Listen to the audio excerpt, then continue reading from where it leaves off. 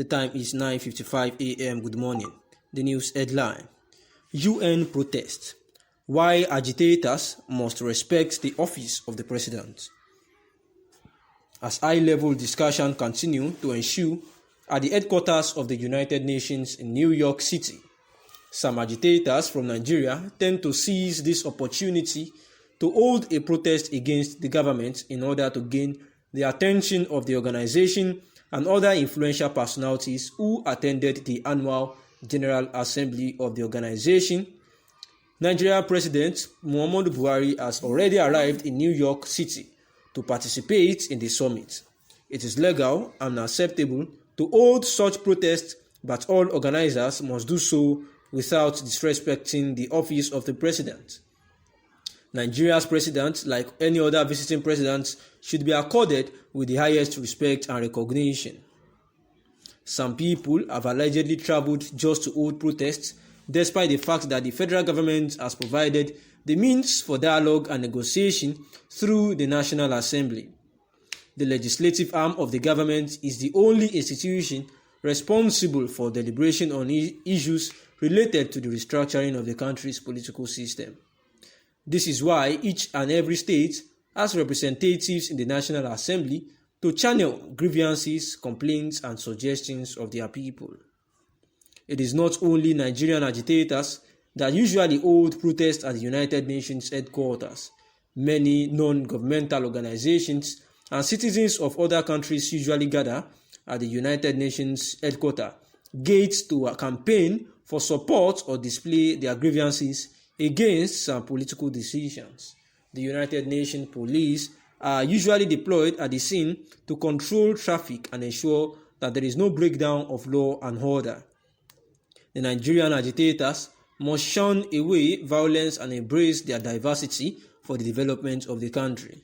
And the issue of secession and restructuring are the main political topics being discussed, especially across social media platforms, where the executive governor of Kaduna State has once emphasized that only the legislature can respond to issues of restructuring, such as the creation of state police.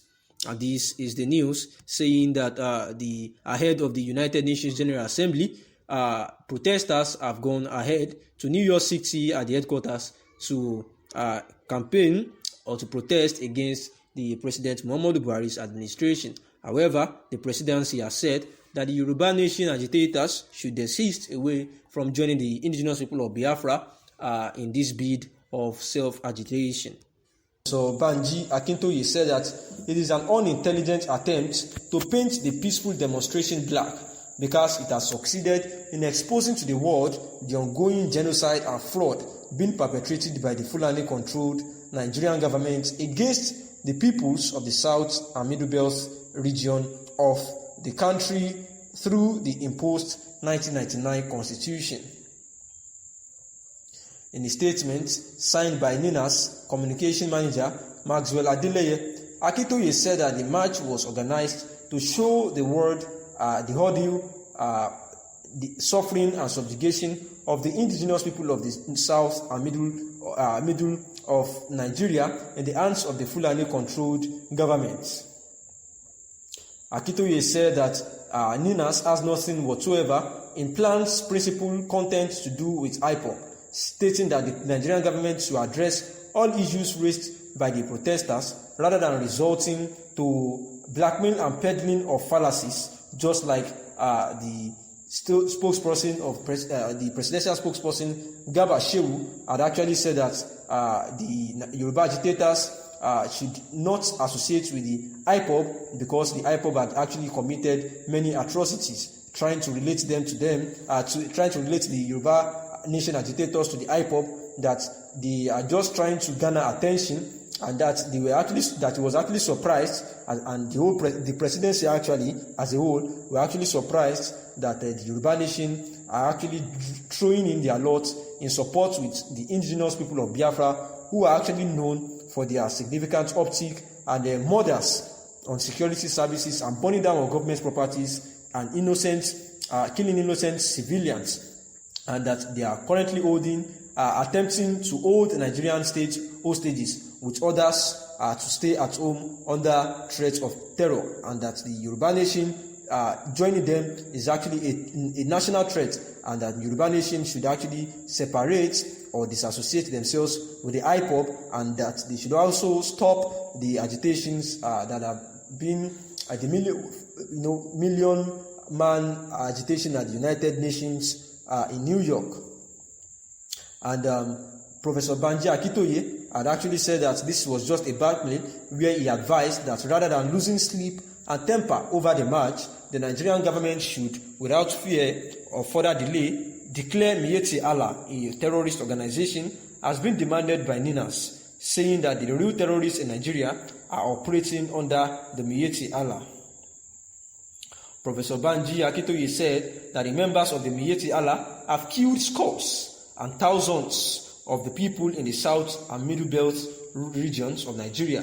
He said that they have invaded hundreds of Nigeria, and they have brandishing dangerous weapons to kill them, maim and rape the people. He said the Nigerian government has done nothing to curtail these marauders. Rather than listen to the yearnings and aspirations of the people, the Buhari-led government has consistently waged the war against people who attempt to checkmate the menace of Miyetti Allah in the name of grazing of cows. The genocide and crimes against humanity being committed by Miyetti Allah means nothing to the Nigerian presidency, and the presidency has declared our governors in the south persona non grata for enacting laws to checkmate the murderous activities of the Miyetti Allah. Now, the government is attempting unintelligently to criminalize a peaceful organization like NINAS, Ilana Omo Oodua, Lower Niger Congress and Middle Belt Renaissance Movement for embarking on just a peaceful protest and shores of Nigeria, where the guns and ammunition of the presidency cannot touch them. For the record, we wish to state very expressly, and with all due respect to whatever they represent, that NINAS and its affiliate organizations, Ilana Omo Oodua, IOO, Lower Niger Congress LNC, Middle Belt Renaissance, MBRM, have nothing whatsoever to do with IPOB. We also want to put it on record that IPOB is not in any way involved in the ongoing march in New York. The IPOB banner you saw was obviously planted by agents of the Nigerian government masquerading as members of NINAS for photo shoots, which we have since unraveled and checkmated. We say to the presidency that the unintelligent attempts to cause frictions and divisions between the Yoruba people in the west and the Igbo people in the east is dead on arrival. They said that we shall continue to collaborate peacefully for the salvation of our people. Our appeal to the government, therefore, is to address issues raised in December 16, 2020 about the constitutional force majeure declared by NINAS. This appeal is necessary so that indigenous nationalities in the NINAS territories can peacefully negotiate for what they want without further delay. And the reason why they should not join, according to the writer, is because the IPOB have been proscribed and outlawed by the Nigerian government, while the Yoruba nation are still not proscribed. So to avoid, being proscribed as well or being labeled as a terrorist organization, it is best for them to remain independent without joining the IPOB agitators. Thanks for listening. Good morning.